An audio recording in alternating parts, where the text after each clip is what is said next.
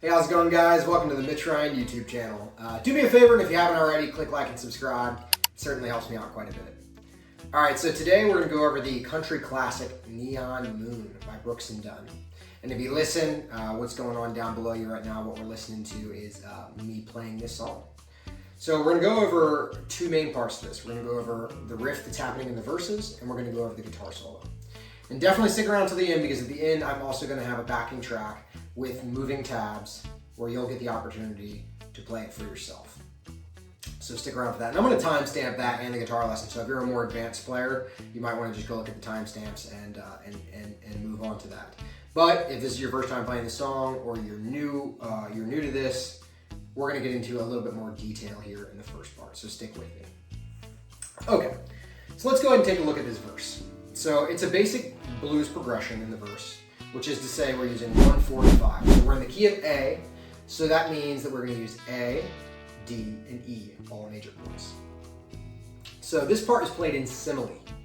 What do I mean by that? What I mean is that I'm going to change some notes to fit the chords, but the numbers relative to the chord remain the same.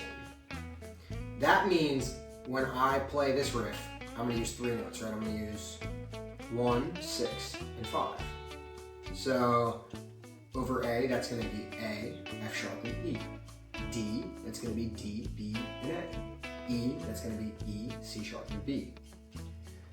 But it looks the exact same. The shape of my hands.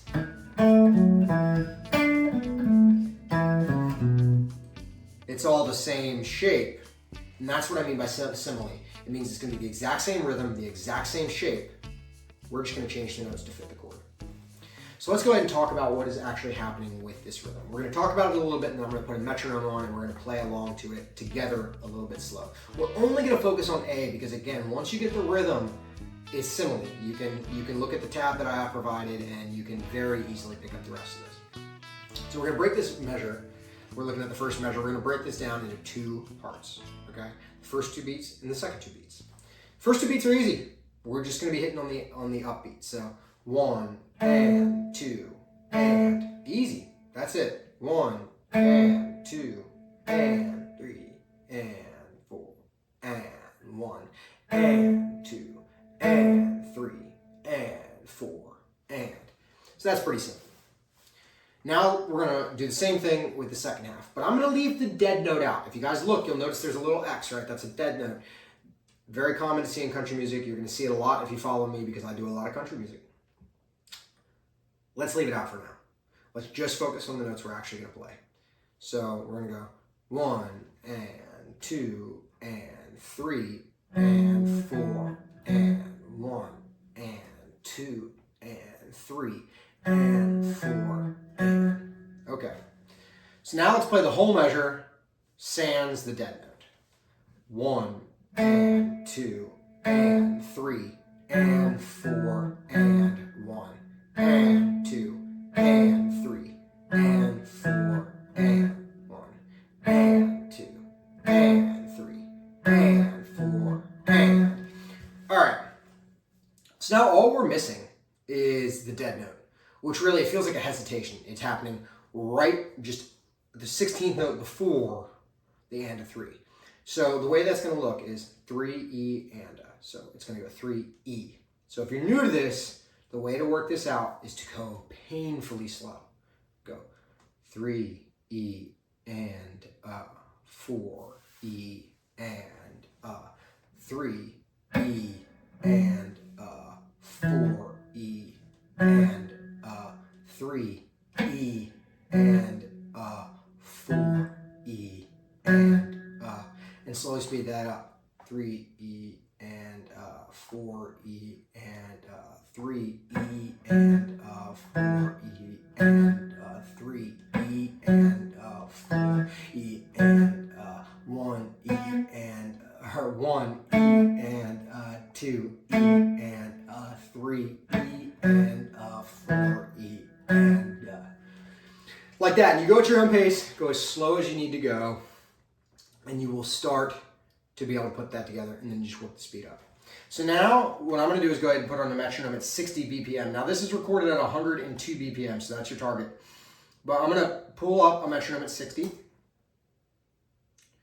and we're going to play this together a number of times. Okay. 1, 2, 3, 4.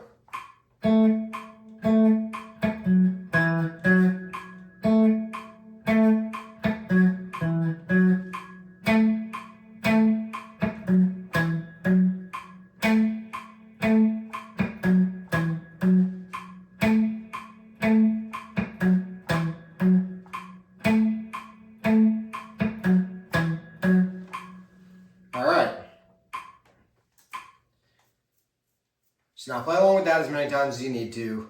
When you feel comfortable, take it on your own. I recommend starting at 60.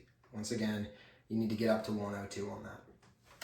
And you really just follow along, like I said. So when you change notes, it's the same pattern. It should really sound the same. It's just going to be with the corresponding notes to the chord.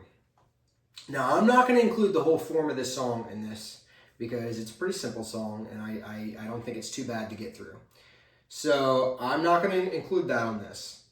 But if anybody out there is new and you're struggling to figure the form out, drop a comment down below, and I'll see if I can't coordinate with you and email you my full transcription to help you guys get through it.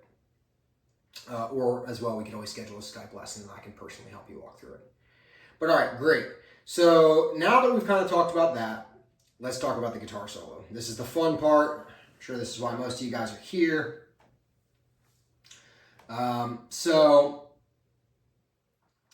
Real quick, the chorus. The chorus is super easy. It plays 3 times. It goes 1 bar of D, 1 bar of E. It does that 3 times, and then it comes out on A for 2 bars.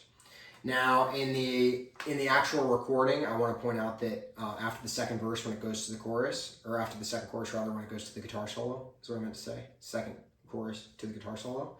When it comes out, it plays A for 2 bars, and the guitar solo picks up on that the fourth beat of that second bar. For sake of giving a little bit longer for you guys to get your head in the game for the backing track, in my version here, the chorus ends and then there's 4 bars, and on that 4th bar, we pick up into the solo. So when I eventually put the backing track on here in a minute for you guys, you're going to get 4 bars, and you start on that 4th bar. Okay, let's talk about what's going on here. So as I just said a couple times, you come in on beat 4. So this solo very much follows the melody. It's very melodic in nature. So you come in on beat 4. You want to be thinking about F sharp minor pentatonic or A major pentatonic, but we start off right in this F sharp box. So we're gonna go F sharp E. So it's on the 4th beat, and then we're gonna do a full bend from B on the G string into C sharp, and then you're gonna grab C sharp on the B string with your pointer finger. So far, 1, 2, 3. And that's staccato. When you hit that note, it's staccato. I have it written as an 8th note, but it's staccato.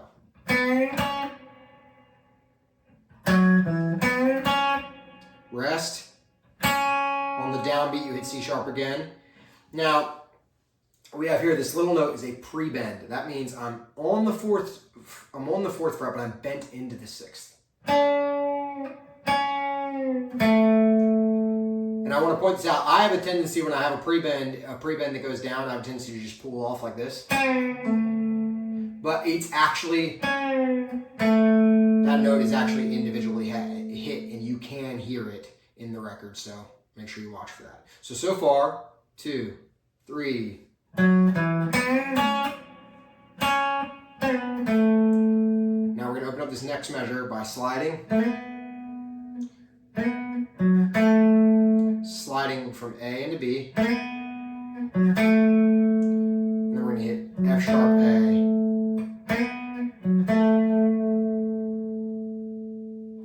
Now I have that written on the of beat 2, so 2E and so that last beat of a 16th note. It may be a little bit more like an 8th note. It's it's somewhere in between there. I think I played it more like an 8th note, if I'm being straight up with you guys. I think I might hear it more like a 16th note. I'm not totally sure. I just want to make you guys aware of that. Any questions there, I would just refer to the record and try to get it as close to that. So, but either way, I mean, 16th note or 8th note, I mean, you're right there. So far,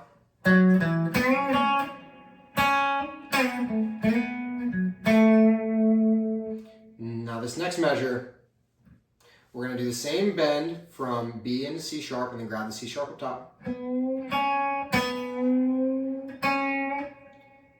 Because the second time you stay bent, okay? So you go, instead of, it's, and then the pre-bend again. And this one takes a while, it's like a whole beat. And next down beat you hit the A, you hit an A.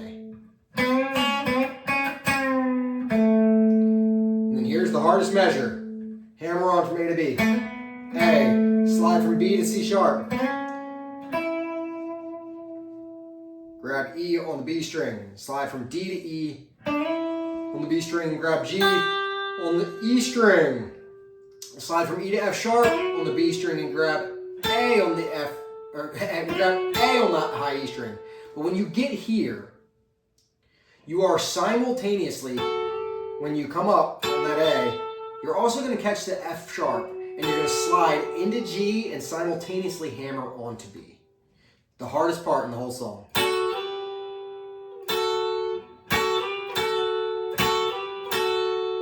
So together, these two bars.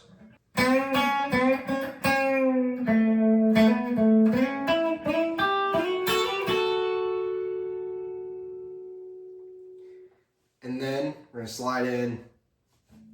We're going to slide in to the 7th fret on the G and B strings. Drop down to that C sharp and E, like from an A shape.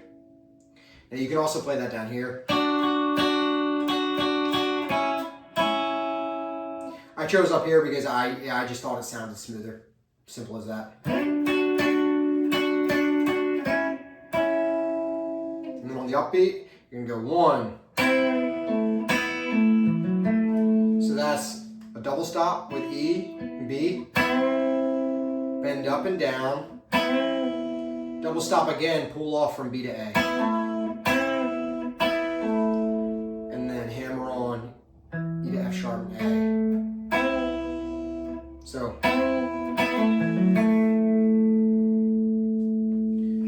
all right, so now we've kind of talked about the whole thing. I'm going to turn on the metronome and I'm going to play it at 60 BPM. And then after that, I'm going to pull up the backing track and everything. You're going to listen to me play it with the backing track. And then again, you're going to get 4 bars of A. And on that 4th bar, beat 4, it's your turn. All right, now I'm going to play this solo a couple times. Here we go.